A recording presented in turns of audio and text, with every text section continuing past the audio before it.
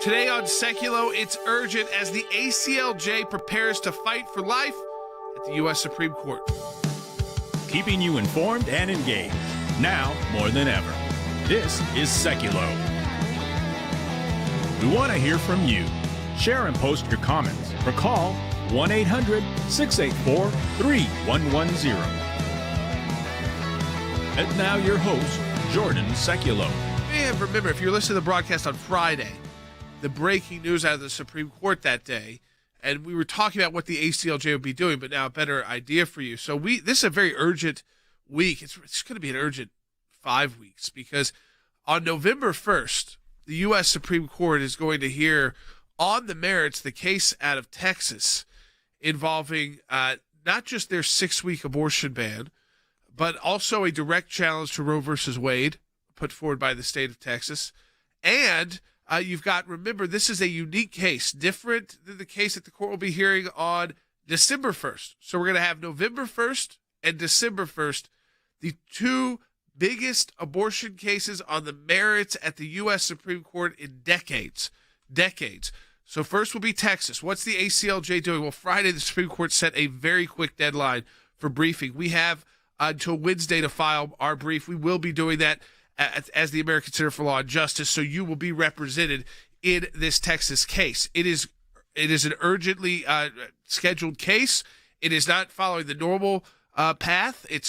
Because again, it was back forth. Remember, a couple times that law in Texas has been upheld, and you had the abortion industry try to file against it. Then you had the Department of Justice come in. When the Department of Justice came in, everything shifted. So what I think is it's clear that for everybody here is we have until just Wednesday this week to file. So our ACLJ legal team is very busy. Cece Howell's going to be joining us from that team to discuss what we're working on right now as we speak. I've got actually portions of the brief with me on the broadcast today. A lot of it looking at on the Texas case on procedural matters. Remember, they had issues with who to sue even in Texas because the state is not enforcing this. It's not a criminal penalty.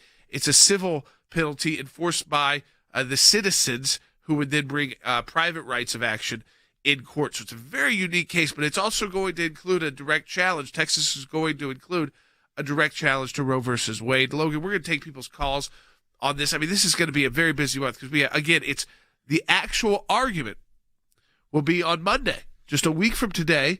And then a month later, December 1st, you've got the case out of Mississippi, another major challenge, direct challenge to Roe versus Wade in KC. Yeah, and there's so much happening on this front. I'm curious. I know a lot of you are watching right now. We did this last week as well.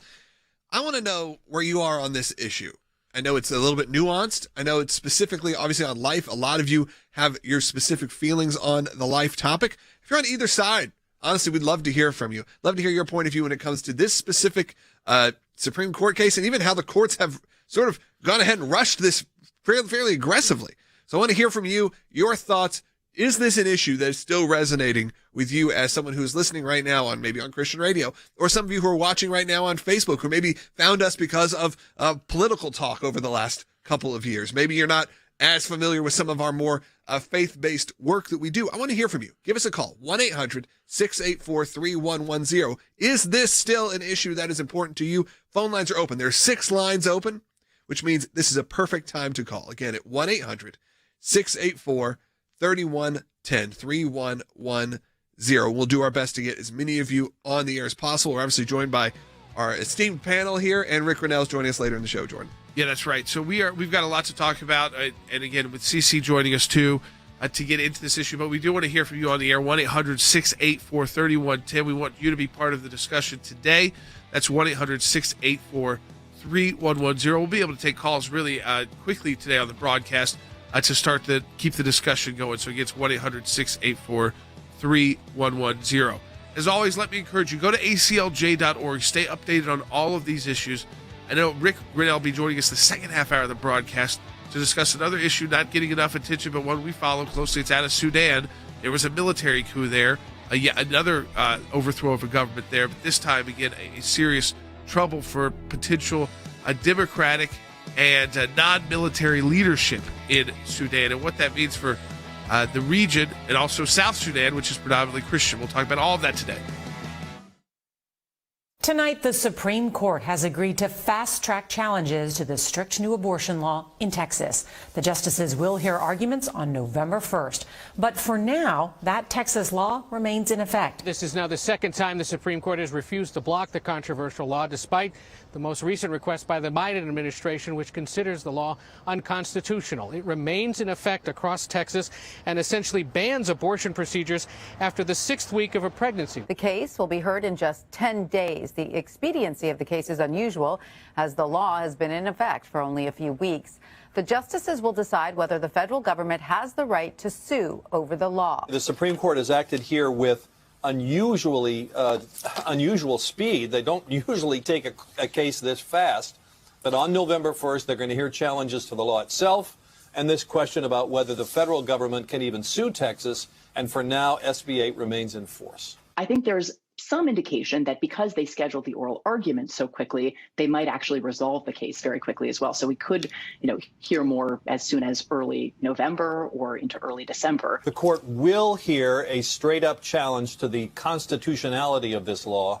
That's the lawsuit that was filed by abortion providers in Texas. There are complicated questions about how to challenge the law that has prevented the Supreme Court so far from actually reaching the question of whether this law is permissible. On the same day, the Supreme Court will also hear the challenge that the federal government has brought against SB 8. And the question in that case is not so much the constitutionality of the law, but the question of whether the federal government even has the legal right to sue Texas over the law. It's deciding who can sue in federal court to decide to block Texas's law. And that could determine how we go forward with this case.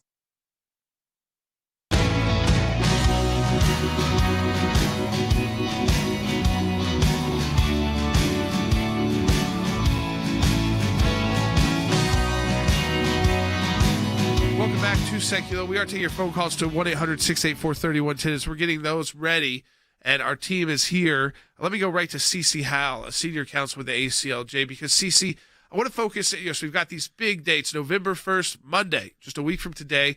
The court will be hearing oral arguments on this Texas law. It's a novel approach when we all looked at this to not, again, to have this enforcement of the 6-week abortion ban be done by not state, but by private actors and private rights of action.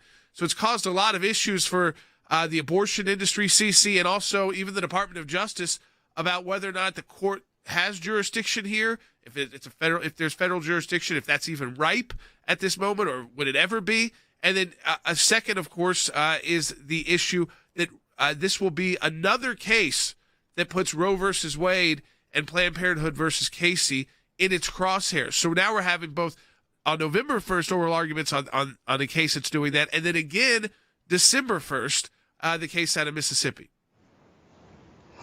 Yeah, so it's an interesting time for the abortion question in our country, for sure, because like you said, we have an oral argument in the Texas both of those cases, the one that came from the DOJ and the one that came from abortion providers, will be heard next Monday. And then the Dobbs case will be heard December 1st. So we are engaged in both of those cases. We are supporting, with the Texas case, we are filing an amicus brief supporting Texas, stating that federal courts are courts of limited jurisdiction and pointing out that these cases are not properly before the Supreme Court to decide at this time. I want to go right to Harry Hutchinson. We'll get to some phone calls, Logan. Harry, when we look at the specific to the Texas case, we've got to file our brief Wednesday. Our team is I've gotten snippets of it already, of kind of our core, but there's a lot. I don't want to overdo it for people because they are going to put Roe versus Wade at issue. So there's but in this case uniquely, there's a big procedural question about whether the court should even be hearing this case. And the Supreme Court takes those questions very seriously. A lot of their cases get decided on procedural grounds. I think you're precisely correct. And so if you look at the abortion issue, if you look at the background, there have been a number of dissenting statements by justices of the Supreme Court who argue that we have crafted a special rule with respect to abortion cases in providing plaintiffs with standing, for instance, to bring their cases in federal courts. I would argue, and I think that will be consistent with the brief that we will file with the Supreme Court, that federal courts lack jurisdiction to hear pre-enforcement challenges to privately enforceable laws. So keep in mind, in the Texas case, the law is enforceable by private plaintiffs. It's not enforceable by the state. It's not enforceable by a prosecutor. And so what the plaintiffs are doing here, that is basically the abortion providers, they're claiming the right to bring a lawsuit on behalf of women, let's say, third-party beneficiaries of the litigation in Texas before any abortions had been blocked. And I think the Supreme Court should reject this creative effort by the abortion providers in Texas, number one. Number two, the Supreme Court should restore sanity to this entire abortion arena and basically reestablish jurisdictional and standing requirements as a predicate to bringing such litigation in the future. You know, Logan, a lot of phone calls, 1-800-684-3110 if you want to talk to us on air. Let's get to one of those calls. Yeah, let's get to the phone calls. And if you are calling, you have some patience and let them get to your call because you may ring for a while. Just give it a minute there, 1-800-684-3110, because so many of you have been calling. Let's go to Jerry, who's calling on line 2. Jerry in Illinois, you're on the air. Hi. Pro-life still resonates with me. I've gone to every pro-life march, every March for Life in D.C. The first one I went to was in 1983, and I haven't missed one since. That's amazing. Your office right there on Capitol Hill, it's at 2nd and Maryland right there. That's where a lot of the March for Life, every year. We're usually on the broadcast, so we participate in a lot of events for the March for Life organizers because it's a multi-day event that culminates in the march. But that's the commitment, Logan. And those people like Jerry that are out there who have been leading on this before anyone wanted to talk about abortion, before your church wanted to say anything about it, unless you're Catholic, you probably didn't talk about this in church in 1983 when he started going. It was really the late 80s, early 90s when it became a big issue. And that's why I thought it was important to take his call as well, to show people sort of this isn't a new issue. A lot of people have been on board. And look, and that's why I even posed the question of, is it still important to you? Because I know it's also disheartening when you've had 30 years now, plus 30, 40 years of back and forth, but really not a whole lot of movement in terms of, there's been a lot of movement on science and technology, and a lot of hearts and minds have been changed. But legally, this is really the first time in a very long time there's been something substantial. That's right. I mean, Andy, that's the whole point here is that we have a 5-week period of time where it's going to be fresh on those justices' minds. It's not one case, but twice, two challenge, both cases, which I think is huge, by the way. Both cases are challenging the constitutionality of Roe versus Wade and whether or not the court got their reasoning wrong, which, by the way, as you know, Andy, people on the left who support abortion have said for years that the actual reasoning behind the case was inaccurate. Well, you're absolutely correct, Jordan. This is a very important time in the judicial history of the United States right now and in the history of what's going to happen to the abortion industry. And I emphasize an industry because that's what it is. It's just an industry.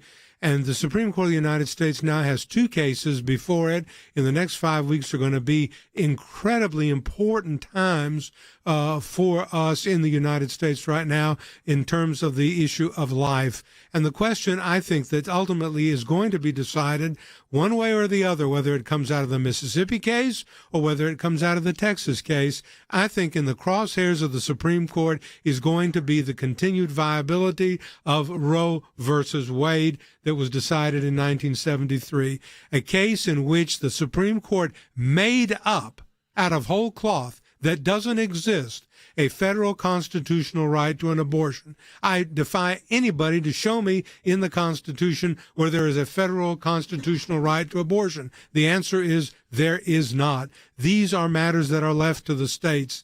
And I think we are at that point with the composition of the court as it is right now, with the issues that are being raised both by the Texas case and by the case out of Mississippi, that Roe v. Wade is going to be, I hope, on the chopping block, and that's what I pray for. See, this is the key, is that both of these cases, they've decided in Texas, I know we're doing our brief as well, not to give too much of that away, not a surprise, but we're going to see two direct challenges that the courts agreed to hear. So there have been people trying to challenge Roe versus Wade and Planned Parenthood versus Casey, the follow-up case, for over 30 years to get a merits case there that the court has to consider. And now we have two within exactly 1 month of each other. Yeah, so, that makes me hopeful that this abortion issue and the judicially fabricated law that was created in Roe v. Wade, giving a judicially fabricated right to abortion, that will finally be attacked. And hopefully we will have a Supreme Court that follows the Constitution and states that there is no constitutional right to abortion. Just like Andy said, you cannot find that in the Constitution, and the Supreme Court needs to correct the wrong decision in Roe v. Wade and make it clear that there is no constitutional right to abortion. When we come back, we're going to continue to take more of your phone calls at 1-800-684-3110. I encourage you to share this broadcast with your friends and family, because this may have gotten missed by a lot of people on Friday. I mean, it happened, I think, in our last segment of the show, maybe the segment before it, but that the court, scheduled briefing and then scheduled oral arguments. So I just want to underscore for everybody out there at the ACL, this is why the ACLJ, the size of the ACLJ, the resources available to us. When we got an order like that Friday, it wasn't like, oh, we got to panic and figure out who's going to do what. We put the team in place. They are ready to go to file briefs at the U.S. Supreme Court in 5 days. And we're able to do that because of your support for the ACLJ, those who support us financially. When you share our broadcast, when more people see what we're doing, all of that is important. When you call into be part of the broadcast at 1-800-684-3110, when you sign a petition, it's important for us at the ACLJ. So I encourage you to go to ACLJ.org. That's ACLJ.org. Stay up to speed on everything that we're doing. We come and keep calling as well. Next time we'll take more of your phone calls at 1-800-684-3110. That's 1-800-684-3110 to talk to us on the air. And again, we're gonna shift to some other topics second half hour. But I want to spend time here because this is an important time in history. It's an important moment to have these two cases. We don't know how they will be decided, but to have these two cases both coming up within 1 month exactly of each other, and the justices focused on this issue.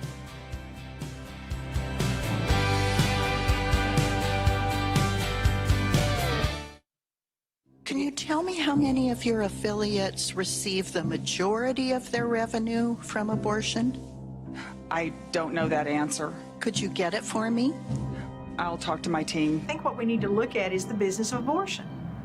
And the business of abortion starts with a sale. An organization is chopping up children and selling the body parts to the highest bidder. They can call it whatever they like. The reality is they've been caught red-handed. I was told it was just a blob of tissue. She looked me dead in the eye. She said, it's not a baby. It's a blob of tissue. We really did treat women like second-class citizens. Do not ever kid yourself. They know exactly what they're doing. We were driven by this quota.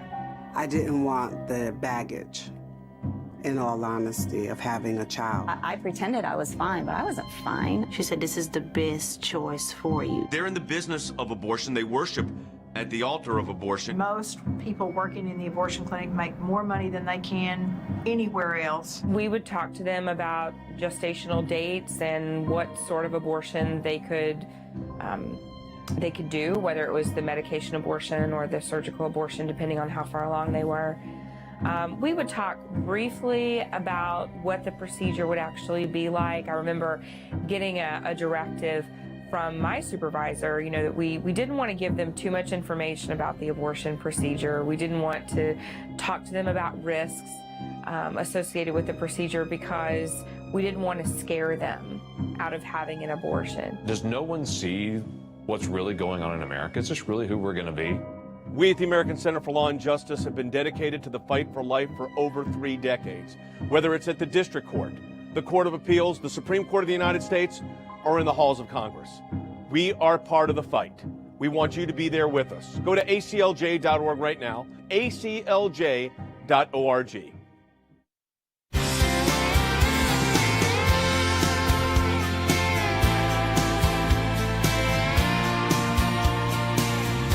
Welcome back to Sekulow. We are taking your phone calls at 1-800-684-3110. That's 1-800-684-3110. Let me go to back to CC on this. CC, there will be a lot of talk. This. I mean, there has been leading up to this, and you see it in the dissent that we saw from us, Justice Sotomayor, who is pro-abortion and believes this is the worst of the worst that's been done in Texas. The parade of horribles is being already paraded out. We talked about court packing, all these issues, but there's going to be a lot of talk about women's rights and the idea that this is impacting women's rights. But what we know is that nationally, that is just not. It's not like women are 100% behind these efforts to keep abortion, legal up until birth, which is what these pro-abortion states have. Yeah, and as a woman, I would absolutely agree with you. I, as a woman, do not support abortion. I believe that a baby has a right to life that is guaranteed under our Constitution. So this is an issue where they always try to spin it. You hear Planned Parenthood and pro-abortion people always talking about a woman's access to reproductive health. They don't want to talk about the fact that it is actually killing a baby. And so, the Supreme Court has stated that states have a compelling interest in protecting a baby's life. What's really the question is when that interest become compelling? Is it at a heartbeat? Is that at conception? Is that at 15 weeks? And that's the issue I think that the court is going to have to address. But it's an issue that should be something that the states get to decide when they get to protect a baby's life. Yeah, I mean, this is, again, I want to go to the phones, Logan, 1-800-684-3110, but I just think that we're going to see a mass amount of, so much pressure will be on these justices. But right now, the time for right now is to get ready for the battle, get the briefing ready, and now, no, you're not going to have one, but two, starting on Monday, just a week from today, two major cases challenging Roe versus Wade on the merits at the U.S. Supreme Court. It's been the constant discussion of whether this has been a politicization of the court and whether they can actually vote how they feel like it, or are they going to have so much pressure from whichever side to not vote necessarily the way they feel. So it should be pretty interesting. Which side is going to be the one with the pressure. Right. Yeah. And it's the pressure. Listen, you may hear this before you on the phone. And C said, go to you. This is that it's the pressure from the left. It's a political issue pressure. And from an industry. I mean, so there it's like so that what we saw from Chuck Schumer on the course with Kavanaugh and Gorsuch and screaming all that. I feel like we're going to see that again. They may play a little differently, a little more carefully, but usually they can't. And with the lead up like this to it, but CC, we see that time and time again. The pressure put on these justices. But I think that what we have to remind through our briefing is that this one. They shouldn't care about the political pressure, and two, they should care about the sound reasoning and the Constitution itself. Their job to put aside. But we know on this issue, it's probably the highest pressure on the justices, the most high pressure decisions they have to make. That's right, and Supreme Court justices aren't elected in hopes to keep them out of the political fray. But unfortunately, in the world in which we live today, politics reigns supreme, and you absolutely have the pro-abortion side pushing and using the power that they have. They support Democratic candidates financially, and they control them, and they will keep pushing the narrative of just the abortion policy instead of encouraging the Supreme Court justices to follow the Constitution, which is what they are supposed to do, and have a sound opinion based on the Constitution and law, and not some judicially fabricated right that they did in Roe v. Wade. So I hope that the justices do have the courage of their convictions to stand up for what's right and the Constitution, and that these cases will finally be decided correctly. All right, well, let's go straight to the phones. Let's go to Chris in Maryland on line 1. Thanks for holding, Chris. You're on the air. And if you want to be on the air, 1-800-684-3110. Chris, welcome. Thank you, Jay. I just had more of a comment. You know, this has been going on since Roe v. Wade, as y'all point out. There's over 500 million babies that have been killed. We need to stand up for these babies' rights. Well, listen, I think that's the whole point of these cases is that, you know, we fundamentally believe that when these constitutional rights are granted, and listen, you can look at this from the faith aspect, that when the moment of conception is that when life begins. You can have these discussions. But we also know where science can lead us now, and what science shows us, and what science is able to make known. And a lot of these laws, you know, we're working on out of South Dakota, is about informed consent. It's about letting people know, listen, this is what we can show you now. It doesn't look like a blob. It looks like a baby, and it looks like a human being, and that this is a life that deserves the same kind of protection as a life outside of the womb. And it's not to take away a women's right, because you're protecting many, and especially when we look at these sex-selective abortions, and people say, well, I don't want another girl, I wanted a boy, or this. You're also a lot of times protecting women, and internationally, that's a huge problem.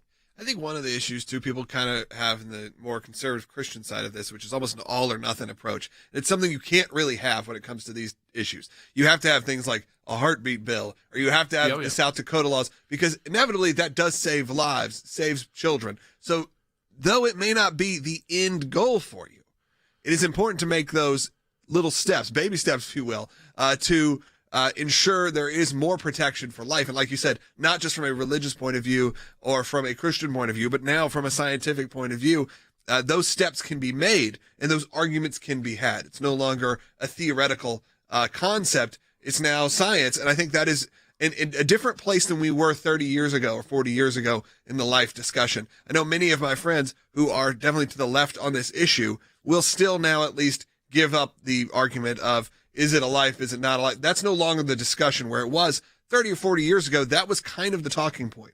Now, in the last decade, we've seen so much improvement and so much change in technology that the Christian argument should still be made, but it's not the only argument. There are plenty of atheists who are pro-life at this point. Right. Yeah. You don't just have to have faith that this is life, and science and faith together. And I think that, listen, everyone understood. I think that anybody who's been through a pregnancy, with, you know, whether it's whether you're a man who's been going through with your wife, or you've seen, you know, a family member, or you're a woman who has gone through it yourself, everything changes. Your whole idea of this changes. It becomes even more clear.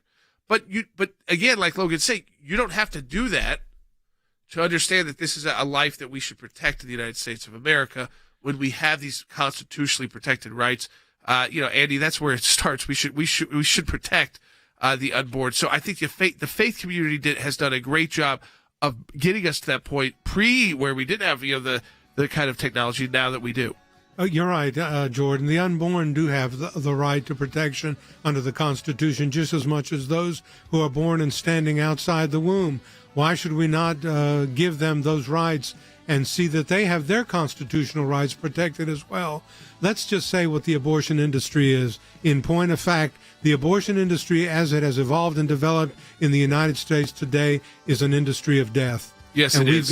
we've got to call it what it is and say what it is. Well, and we know that they worship at that altar.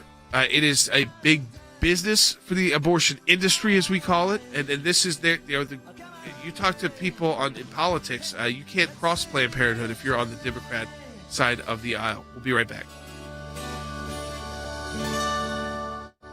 For more than 30 years, the ACLJ has been fighting for freedom and liberty in the United States and around the globe. Secretary of State Mike Pompeo is urging Turkey to release detained American pastor Andrew Brunson. This morning, Pastor Andrew Brunson, who was imprisoned in Turkey for nearly 2 years, has been let out of jail. The ACLJ was at the very center of making the world aware of the plight of Pastor Brunson. They raised awareness of this, and then the administration took this very seriously. In my time in service, both as the CI director and as Secretary of State, I watched the good work that the ACLJ was doing here in the States and all across the world. Well, I'm very happy to announce that former Secretary of State Mike Pompeo is now a senior counsel for global affairs for the American Center for Law and Justice. The work that we do will save lives and protect America and keep us free and safe and strong. Your support of the American Center for Law and Justice, we're able to address these issues and take action. The ACLJ today is needed now more than ever. Keeping you informed and engaged, now more than ever. This is Sekulow. And now your host, Jordan Sekulow. Hey, welcome back to Sekulow. We are taking your phone calls, 1-800-684-3110. Rick Grenell is going to be joining us in the next segment of the broadcast. We're going to be talking about some world news, as we like to do on this broadcast, keep you up to speed on what's going on that may not be making headlines in our news in the U.S., but this news out of Sudan. So we will get to that with Rick. Always great to have him on live with us, and we'll get to your phone calls as well. What we are working on at the ACLJ, this is a critical time. And, I go to Harry on this because, Harry, this is very unique to have the Supreme Court just on Friday announced that they are going to have oral arguments in the Texas 6-week abortion ban that is the private right of action that is it's not enforced by the state next Monday, November 1st. And then December 1st, which we already knew about, is the case out of Mississippi, which is the heartbeat case, 15-week abortion ban.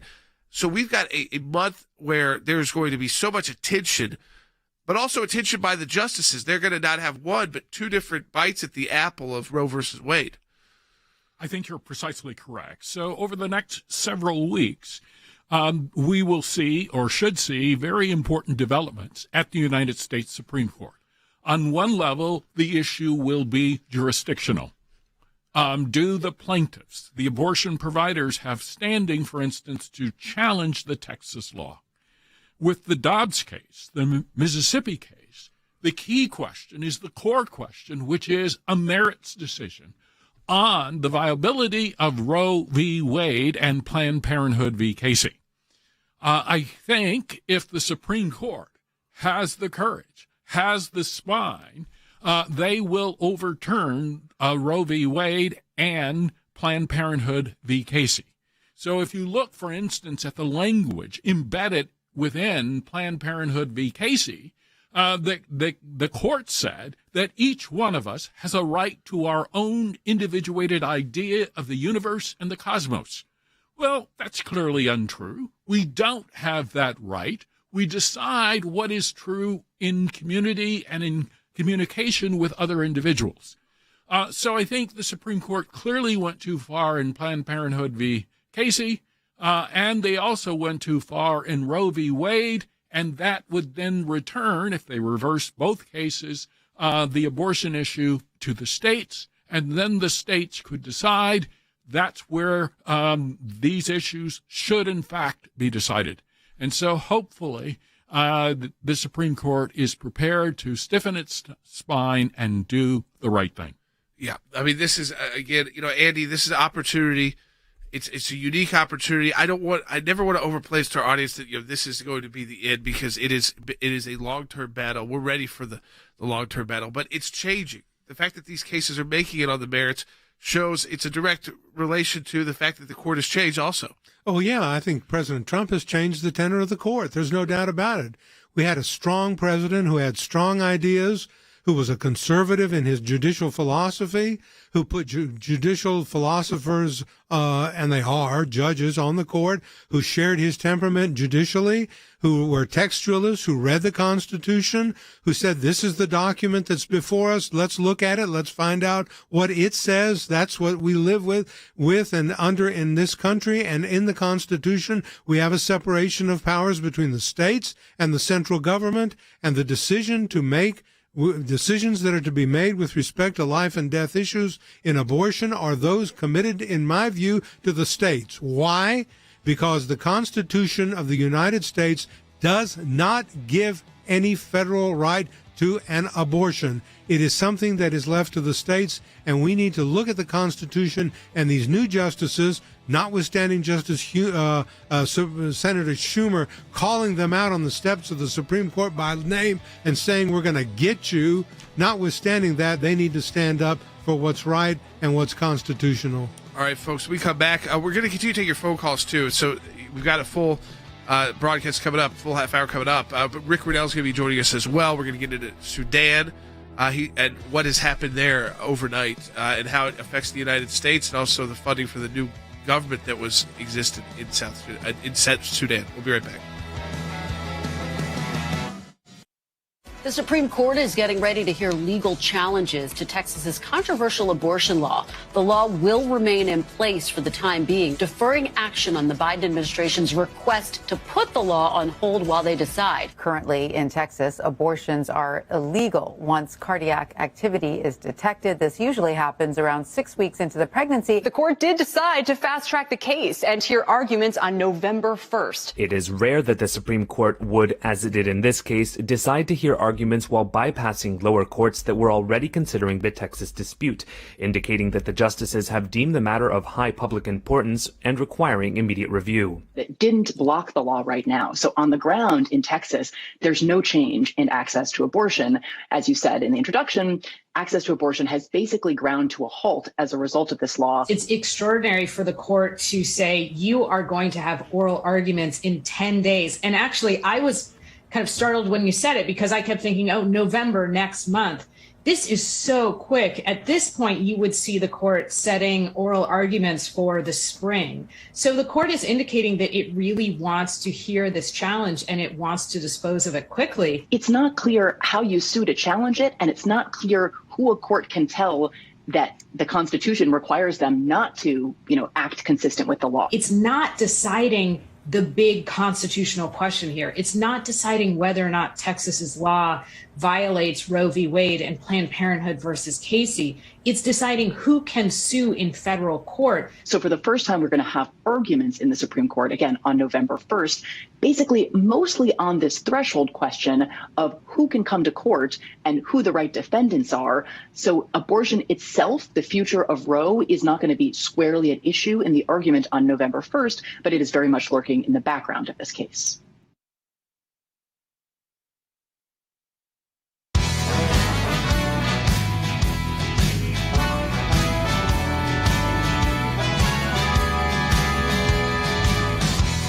Welcome back to Sekulow. We're joined now by Rick Grenell, our Senior Advisor for Foreign Affairs, National Security. Rick, overnight, this was something I picked up on. I'm glad to have you on today about this because unfortunately it doesn't get as much attention here in the United States, and we like bringing these issues to our audience who are well informed about what's going on in the world. So overnight in Sudan, which had overthrown Bashir, a wanted war criminal for just horrendous actions over his leadership, including, of course, what happened in Darfur, but there was more to that. So things were looking positive there. They were looking like they were going to make new relationships with the world, kind of re-engage the world, if you will, and had a interim government in place. The interim government was the civilian-led government was about to take, I think, full control, and the military has come back in again, and a coup has happened. But explain to people again kind of where things were in Sudan, because it was looking up for the relationship between the U.S. I mean, that used to be the home of, Osama bin Laden. Jordan, add Sudan to the very long list of countries that have been directly impacted by the lack of leadership of Joe Biden. And we can't say this more clearly. How many times are we talking about different crisis situations? We moved from Afghanistan, China, Taiwan, Ukraine, the Balkans, which we've talked about here a number of times, and now we have Sudan. And look, Americans should really care about this because there are 4 peacekeeping operations via the UN in Africa alone. There are 12 peacekeeping operations total, but 4 of them are in Africa that are over $1 billion each.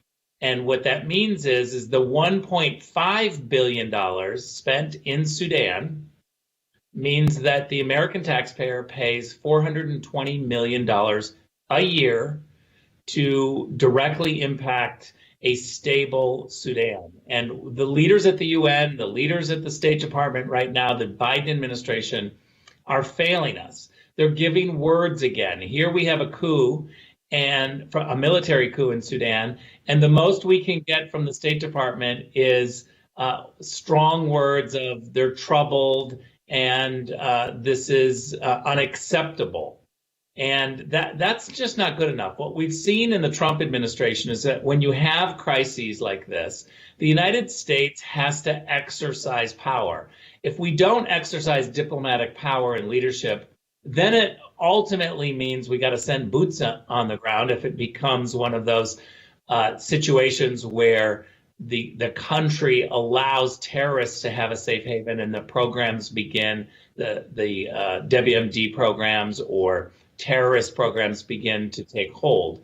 So this is the reason why we should care, is because we've got situations spiraling out of control because of the lack of leadership from the Biden team. And I'm not sure that this is going to end here in Sudan. We're going to have problems around the world. And, I'm already looking at the situation in Venezuela as yet another situation that's spiraling out of control because we don't have U.S. leadership. Yeah, I mean, I've been to Sudan, South Sudan, when they were on their road to independence. We were working with them and their government there. They've had a tough enough time on their own. That was a country that was in constant war, predominantly Christian, with Sudan, with the North, and sought and was received independence and that recognition by the United Nations and the world. But they've had a tough time. But then there was that glimmer of hope, more than a glimmer, when Bashir was overthrown. Like you said, Rick, the UN came right in with $1.5 billion. They're there. They shouldn't have been caught off guard by this military coup. And like you said, it takes something that was again, it was a major positive step to get rid of Bashir and move forward that way and kind of eradicate the terrorism, eradicate the problems, so that they've got oil, they want to re-engage the world, and I they were in talks, I think, about like the Abraham Accords too. So this is a huge step back, but like you said, it's not. It's also the U.S. This could pose a direct threat to Americans. Yeah, it's such a good point and a reminder of how far we've come in Sudan. I was there at the UN when we first started this issue. We've closed certain peacekeeping operations. The name UNMISS probably doesn't mean much to people, but it's the UN mission in Sudan, was originally closed because we made progress. We were able to bring stability to Sudan. And now what we're seeing is, because of a lack of leadership over the last 8 months, and by the way, many countries are clamoring to have U.S. diplomatic help or U.S. action in some sort. And this doesn't mean boots on the ground, but it means diplomatic action. And they're not getting that action. And so for Sudan, that means stability and the progress, as you point out. They were very close to having an Abraham Accord. And now what we see is a military coup. The government has collapsed. There is chaos in the streets. People are in fear again. And we've seen this over and over in Sudan. It means we're wasting a lot of money because we don't have U.S. leadership. And that's sad to me, and it points to a whole bunch of countries around the world that are going to be in the same situation. We didn't, seizing on the moments, like when Bashir was overthrown, or when these countries were willing to make peace with Israel, work on economic relationships. You've done it with Kosovo and Serbia, these Muslim-Christian divides that we're starting to break down. I mean, especially in the Gulf states, and then in North Africa, we were starting to see a breakdown of some of those divides, and the way of kind of lumping them all together as well. They're anti-Israel, and though some would work with the United States, they'll never work directly with a place like Israel. And to have that happen in a country the size of Sudan, it's a huge step back. And like you say, it's not necessarily an easy correction now that a military coup. And so the words are, like you said, the UN says it's unacceptable, and the Biden administration's representative to the Horn of Africa said it's deeply alarmed.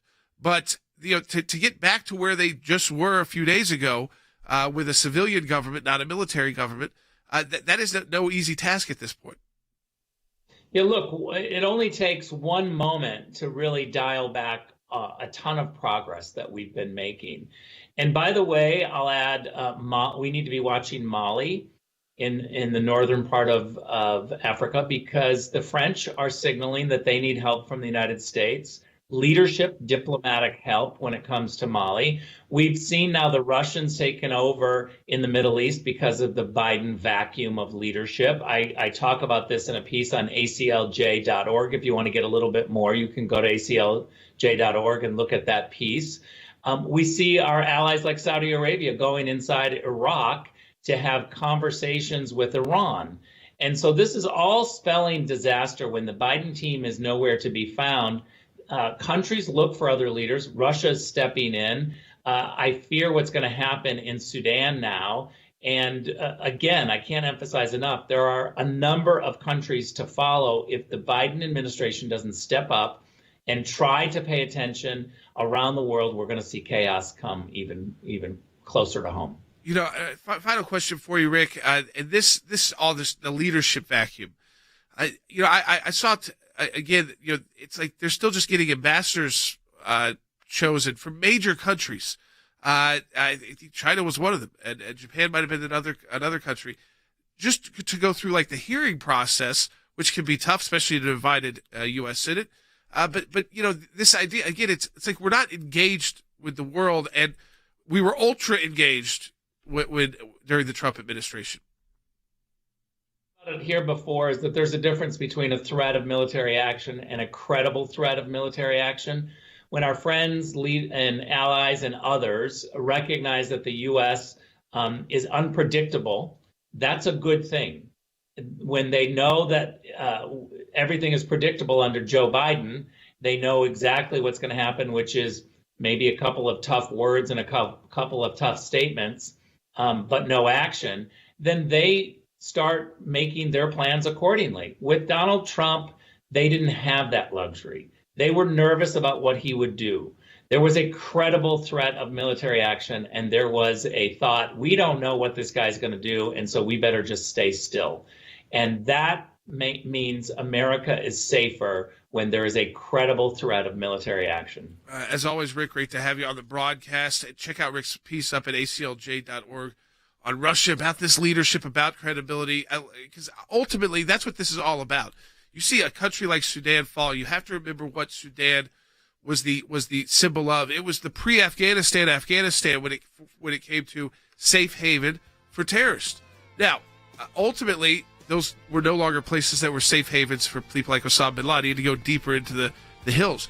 The leadership didn't change there. It was still Bashir, who had been committed genocide against people in Darfur. People might remember that. I know it's a reference, but this is, again, when a country like this had a positive moment, and you flood it with all the UN support, like Rick said, 28% of that's coming from our pocketbooks in the U.S., you don't just let it go.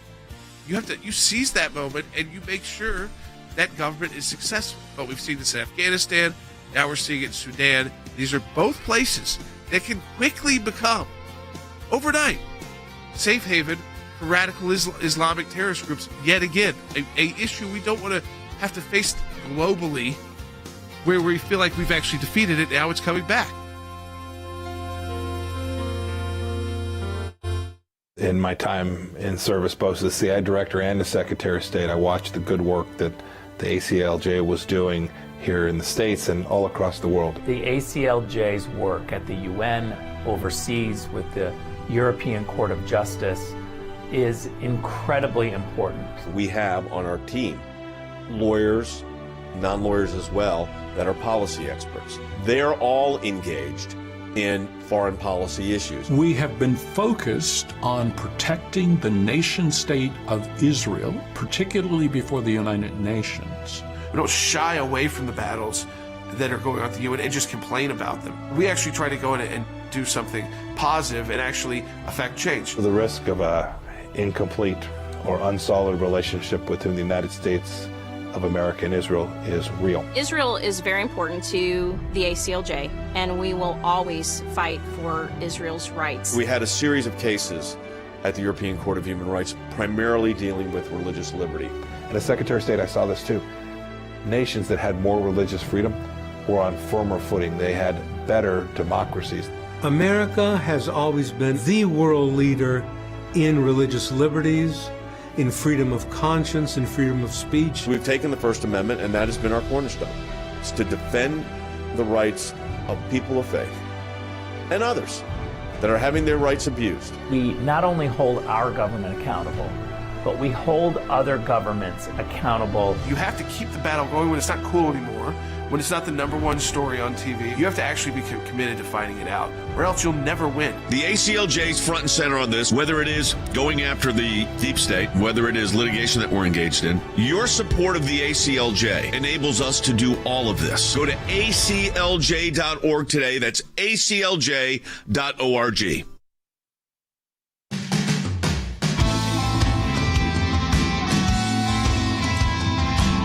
Issue that is obviously very near and dear to us. So the life cases, we're going to be talking about that. Obviously, we've got the briefs due Wednesday.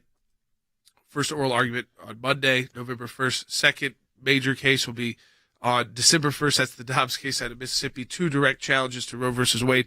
So we're going to be all over that. But, we do a lot of work on Christian persecution. And while, we do some high-profile cases because they involve Americans, most of this persecution occurs in country against people who live in that country, and a lot of times that's in countries either without freedom of religion or that do not favor Christianity. So like the Islamic world, and we see, we have an office in Pakistan, and I always want to remind people about that office. What that office primarily does is handle criminal cases for Christians because they are accused of violating laws like the blasphemy laws, which are on the books in Pakistan. I want to play for you. This is Shahriar Gill, who oversees our office in Pakistan and a lot more at the ACLJ. But he did an intervention to the UN on one of our specific cases there. I've talked about it before. It involves an individual, again, wrongfully accused of blasphemy. Their whole life is turned upside down, imprisoned for years in horrible conditions. And there's a lot of pressure on the judiciary there to convict people, because if they don't, then they end up dead. So you've got these really horrible laws that then lead to horrible outcomes. And so you've got to fight hard, which our team does, but you also have to really push the judicial system there to do what they know is right, because they are putting themselves in so much risk in these cases because of the populations being more radical often than the governments.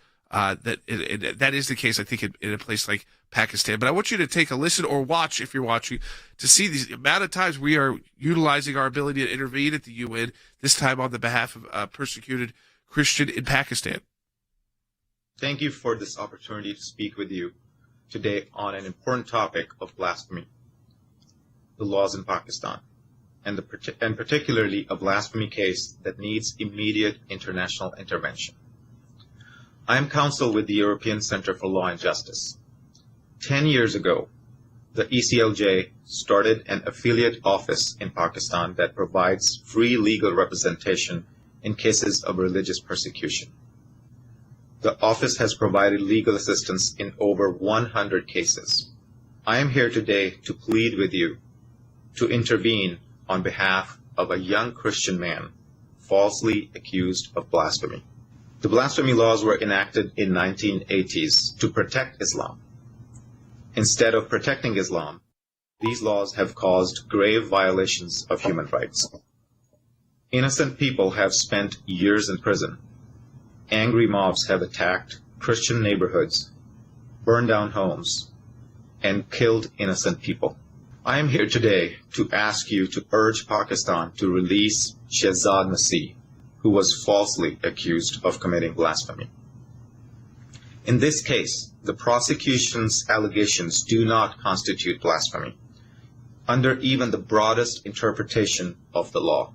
Trial courts in Pakistan are known to pass the buck to the High Court. It is well known that trial courts often convict those accused of blasphemy, usually because of pressure from angry mobs. Sentencing an innocent person to death for fear of angry mob is not how a state should act. Members of the Parliament, an innocent young man has spent more than 4 years in prison and is now facing the risk of being convicted and sentenced to death by a trial court for something that is not a crime, even under the law that itself is contrary to international human rights norms. Members of the Parliament, this is a perfect case for your intervention. We implore you to take a closer look at it. We request you to ask the Pakistani authorities to release him. And we have gotten response from the European Union already to what Shahryar did. I want you to hear that because Shahryar is from Pakistan. It's a U.S. trade attorney, an American. He again oversee that office in Pakistan. I just want you to understand as he worked through those blasphemy laws, but he also again reiterated the problem is that the courts make decisions based off mob rule. That and listen, it's very real. These judges end up dead, killed, murdered, assassinated for their position. So do regional leaders, cabinet members have been over cases like Asia Bibi's. So, but it is still, you have to stand up for what is right. You have to, these states should safeguard their judges if they need extra security. But oftentimes, if their security is turned on them before, in those cases in Pakistan, very difficult. But the ACLJ is there. Shahzad doesn't have to fight that by himself. And the EU has now responded. So the European Union, where Shahryar was presenting that, the president of the Intergroup on Christians in the Middle East issued a motion for a resolution in Shahzad's case specifically, asking Pakistan to end the prosecution, to stop the prosecution. There's another European Union motion for a resolution on Pakistan, and on this specific case currently being discussed in the Intergroup on Freedom of Religion, I believe, and Tolerance. There'll be a blog up later this week. Logan, this underscores this core work of the ACLJ. Individual like Shahzad, Christians, let me just kind of run through it. Christians in Pakistan are usually economically in tough situations. Many of them decided to choose Pakistan over India because of the caste system when those countries split apart, and before India, quote unquote, did away with the caste system. Right. They thought it would be better for them in Pakistan, and for many decades it was. But then radical Islam came along, which changed places like Pakistan and made it a place where it was very dangerous, it still is, to be a Christian and very difficult to get justice. I mean, this is someone who should not even be in prison and has been in prison for 4 years. Yeah, absolutely. But he's not alone because of us. Yeah, absolutely. And I think there is that, because a lot of times this show covers, the news of the day, what's happening right now and how we're involved. It seems like we are always involved in what's going on. But there is such a worldwide broad scope. I know, Andy, you're going soon to our European offices. These people need to understand it's not just this insulated, isolated, we do this in America and it's for, we're not just commentating on the news. We are helping people worldwide. That's true, Jordan. And I'm very heavily involved with the European Center for Law and Justice, which we have centered in our headquarters in Europe in Strasbourg.